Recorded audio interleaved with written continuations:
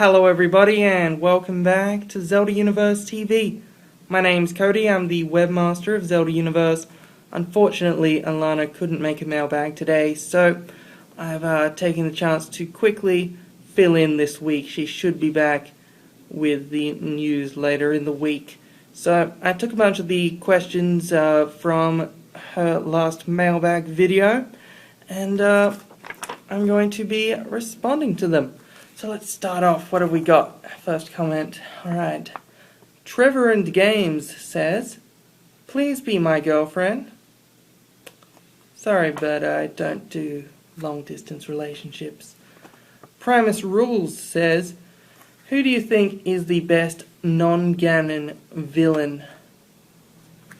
I'd have to say it would probably just be Skull Kid. He's not really the main villain of Majora's Mask, but he's the most interesting villain, I think. Well, apart from Ganon in certain games, like the Wind Waker, he was, pretty complicated. Apart from that, Skull Kid is one of the more complicated villains in the series. I feel like most of the villains are Saturday morning cartoons. I'm going to take over the world. I'm going to kick this baby seal just because I can. Like, they're just villains for the sake of being villains because they want to take over the world. And I think Skull Kid is more than that. Skull Kid has motivation. Skull Kid has a past. Skull Kid, it deals with Skull Kid and his loneliness and friendship and all that kind of stuff throughout the game. And, you really care about the Skull Kid in the end a lot more than you do about other villains who are like, "I'm a train, I'm gonna choo-choo right over you. Ha ha ha, I'm so evil." Or "I'm a whale."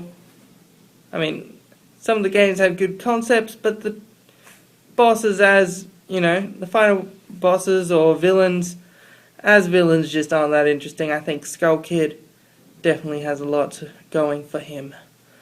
Kaiser13576 says, "If there is a co-op Zelda, what kind of character do you think would fill this role?" So if you don't know what we're talking about, Alanah has mentioned that he would like there to be maybe a bit more multiplayer in upcoming Zelda games. Though some people are freaked out about this. They're like, "It's gonna be Call of Duty, World of Warcraft, everything multiplayer." That's my imitation of them. But no, think about it. Really, are they going to do that? What it's probably going to be is basically stuff they've already tried. The Wind Waker, the Tingle Tuner, adding the Game Boy Advance link cable in, having a little bonus friend who can come and not be your friend anymore after a while because everything they do spends your rupees. Thanks, Tingle.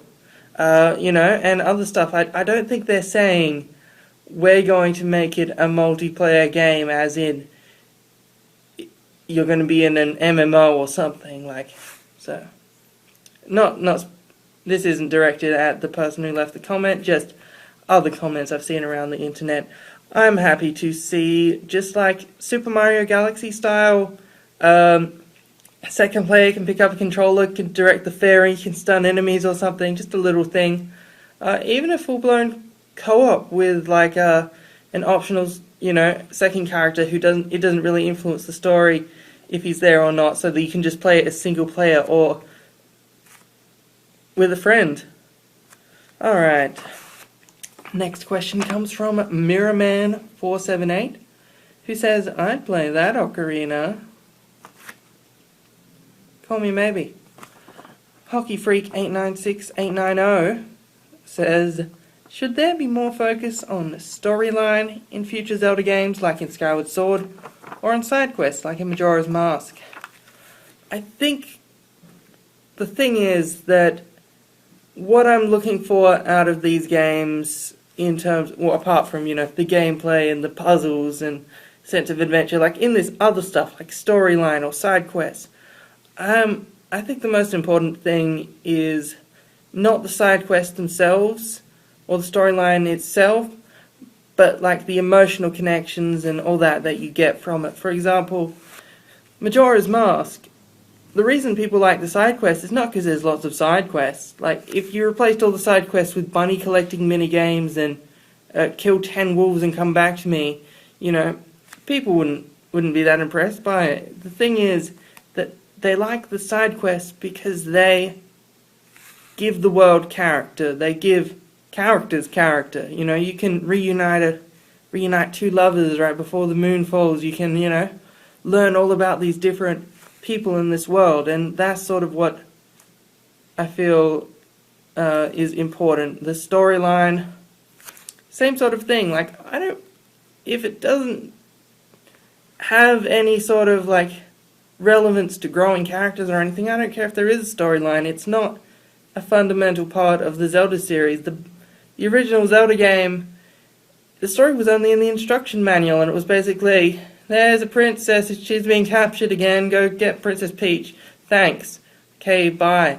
Like, story wasn't a big deal. It's not like the recent Skyward Sword-y, you know, cutscenes all the time thing is an integral part of the series. It's good if it actually provides, you know, something other than just storyline. I suppose, like, the storyline in Skyward Sword, what did it accomplish? It had, you know, you learned a bit about about Girahim, you learned a bit about Zelda, and it directed you to and from the various things. That's okay. I feel like it could have been better. But yeah, you can leave your thoughts in the comments, along with any questions you have, or if there was a question I didn't answer and you still want answered, leave it in the comments. I just didn't have that much time because this is an emergency fill-in phone mailbag, because an hour ago I got told that Alanah couldn't do a video. So yeah, we're looking forward to seeing your comments, and Alanah should be back next week to answer your questions. You can probably leave her some insightful questions, or me, or whoever's filling in the mailbag. So yeah, some of your questions, like please be my girlfriend, might not be relevant to whoever's hosting it. We'll have to see next time. And yeah, goodbye. Cody out. Watch my Skyward Sword videos, please.